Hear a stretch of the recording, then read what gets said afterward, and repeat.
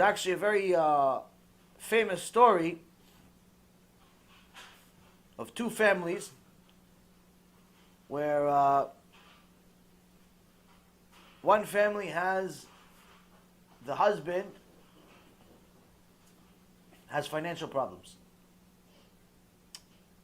The other family has a husband that has health problems. Now, the one that has the health problems, he believes in the Chachamim. Says whatever the Chacham says, it's like God said it. So I'm going to go to one of the Chachamim. He went to the Rabbi Mirujin. The Rabbi Mirujin. Rabbi Israel Friedman, Mirujin. I'm going to go on health problems. Go check it out. See what happens. Wife says, why? What is he going to do? You have health problems. Just a rabbi. Is he a doctor? Because our Torah tells us to believe in the Chachamim. I'm sure he has something to say that can help me. Save my life. Okay. The other one that had financial problems didn't believe in the Chachamim. In fact, he was against it. That was nonsense. But his wife did. His wife believed in the Chachamim. He said, honey, listen. The Paritz, the head, the mayor, said if you don't pay him back the loan by Friday, he's going to kill you. You have no other choice. You have to go get help. Go to the Chacham. Go to the Rebbe Mirujin. He goes, what's the Rebbe going to do for me? He's going to give me the money. What's he going to do for me? I don't know. Hashem said, when we need help, we go to the Chachamim. Go to the Chacham. What is he going to do? He has financial problems, so his wife doesn't listen to him anyway. So now he has to go to the Chacham. So he goes to the Chacham, and the other one goes to the Chacham. The Rebbe Mirujin wasn't able to see them that day. But they said, listen, we came from far away, please help us. So the Gabbai, with a tzaddik, he went to the Rebbe, he says, listen, this one's sick, this one is financial problems. So the Rebbe Mirujin wrote them a little message, this is what you should do. For the sick person, he said, there's a cure for you. Take leeches, and put them all over your body, and they'll suck out the disease from you. That was a medicine, apparently, that would work. They'll suck out the blood from you, they'll suck out the disease from you. And for the guy with the financial problem, he says, don't worry, Yeshuat Hashem Keref Ayin. Don't worry, the salvation of Hashem is going to come to you before the blink of an eye. Don't worry, everything's going to be fine. The Gabbai made a mistake. He switched the messages. Made a mistake. Miscoming is not a Rasha. You made a mistake. Human mistake. He gives the guy with the financial problems the cure, the leeches. He gives the guy with the disease, just tell him everything's going to be okay. No cure.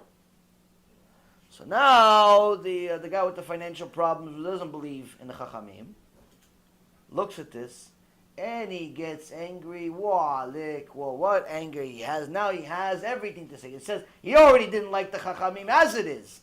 Now he has a reason to. Why? I'm telling him I have financial problems. He telling me to go and put leeches and suck my blood out. It's not enough that the Paritz wants to kill me. Now he wants to take my blood out too and torture me beforehand. What kind of Chacham do you have? He throws the note at his wife. He goes, what this is a Chachamim? This is what your Torah is. She says, you better do what he says. If he wrote it to you, you better do what he says. Dir Balik. I'll do something. Everybody's scared of their wife. What is he going to do, the poor guy? The Parit's going to kill him in a few days anyway. What is he going to do? He listens to his wife. His wife goes, collects all of the leeches she could possibly find, and she puts it everywhere, all over his body. Miskin, poor guy. Blood everywhere, swelling everywhere. There's blood coming out of his forehead, out of his head, out of his arms, out of his legs, out of his feet, out of it, everywhere he has blood. Hashem Yirachem. They really, mamash, literally sucked the blood out of him. Now Friday comes, the parit sends his people, the mayor sends his people, no, come. They see this guy half dead. Blood everywhere. They don't know what happened. Says, listen, I don't care, blood, no blood, you have to pay the money. I can't move. Okay, we'll take the bed. They took him in his bed to the mayor's office. As Hashem would have it, the mayor was having lunch with his wife. His wife sees this poor guy coming, bleeding everywhere. The bed is full of blood. And the workers, the employees of her husband, are bringing this guy. She says, Johan, the mayor's name, Johan. Johan, this is what you do. This is what you do to people. Look what you did to this poor guy. Misken, what'd you do to him? Poor guy. What? Why? He owes you money. That's why you do this to him. You know probably what he did. He probably went to go look for money for you, and they probably beat him up in the woods. They probably took all of his money. What is he going to do? How's he going to work? How's he going to survive? How could you do this to people, Johan? What kind of husband are you? What kind of mayor are you? She starts giving out a husband on his head. She starts hitting him and yelling at him. What kind of husband are you? Eliyahu Navi went into her or something. She became the advocate for this little guy who didn't even believe in the Chachamim. So Johan, misken, Johan, the mayor, I just want my money. I don't want to beat up anybody, but okay. What do you want me to do, honey? How much he owes you? Some money. Forgive the whole debt. Okay, forgive it. No, but what now? He can't work. Misken, he's blood everywhere. He probably can't work for 6 months, a year, 2 years, 5 years. You have to give him money. He has kids probably, he has a wife, he has kids, you have to give money. You have to pay his salary every month for the next 5 years. Okay, honey, whatever you want. The guy goes home bleeding but smiling. Bleeding but smiling. Now he doesn't know how could this be, so he says, what can I do? His wife says, now you have to go to the Rabbi Miruzhin and ask for forgiveness. Beg for forgiveness. Beg him for forgiveness. He goes to the Rabbi Miruzhin, who now is healthy, and he sees the Rebbe. He says, Kvod Harav, I'm sorry. I didn't believe in you. I didn't believe in what you said. I thought you made a mistake. But apparently Hashem gave you the real cure that didn't make any sense. He goes, what cure? Didn't you have financial problems? He says, yes, Kvod Harav. And you told me to put the leeches on me. No. He goes, no, that's not what I told you. I told you that everything's going to be fine. He goes, so how do you explain it? He says, it's because your wife has emunat chachamim, and Hashem changed nature just to satisfy your wife. And you will see that the other guy that was supposed to use the cure, watch, he's going to come soon, and you're going to see he's cured. Without the leeches, he's cured. And that's what happened. The guy showed up, cured. How? No leeches, no nothing.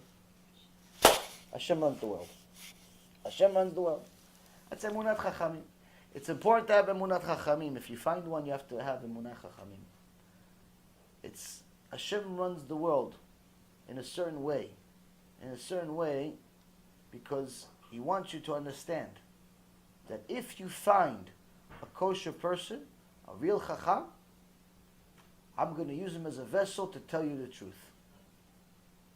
But if your chacham is not really a chacham, he knows a lot of books, but he's also playing football with you. He knows a lot of books, but he's watching football with you. He's having 4th of July parties with you. He's having a few drinks with you. He's your friend more than your rabbi. Look elsewhere. Look elsewhere, because you need a chacham in your life. You need somebody in your life that's going to help you. Help you understand the Dvar Hashem. Help you understand the words of Hashem.